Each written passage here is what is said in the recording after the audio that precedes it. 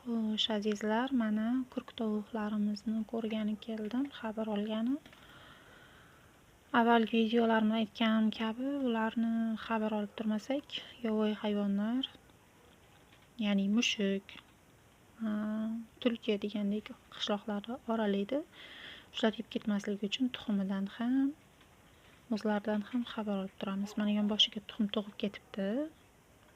Avval aytgandim, yonboshiga boshqa tovuqlar tug'ib qo'ymasligi uchun belgilab qo'yganman tuxumlarimni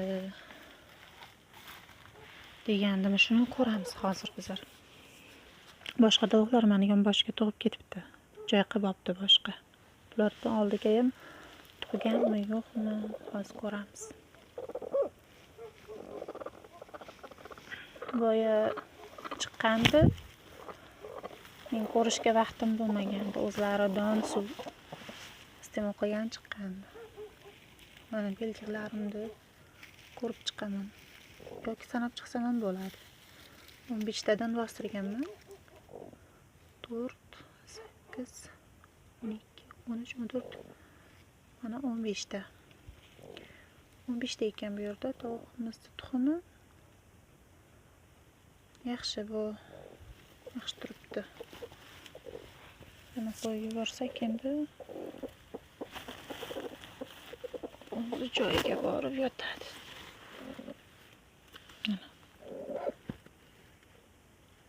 Aslida bularni unchalik ko'p bezovta qilish mumkin emas. O'zlari tuxumini qo'zg'aydi, oyog'i bilan, qanoti bilan qimirlab. Lekin men ko'rib turmasam bo'lmaydi.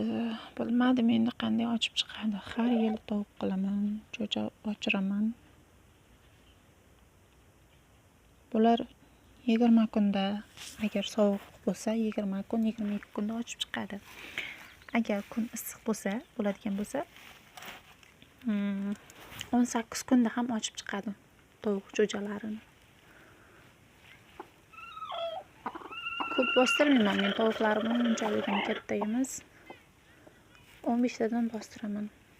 Yoki 13 ta, yoki 15 ta. Bilmadim nimaga kattalar tog' bostirasan, tog' songa bostirasan, shu o'zi bilan juft bo'ladi deb kattalardan shuni eshitganmiz. 4, 8, 12, 13, 14, 15 ta ekan bunda ham yaxshi. Xudoga shukr, hammasi bor.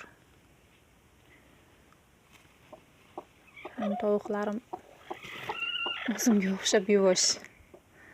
Shuning uchun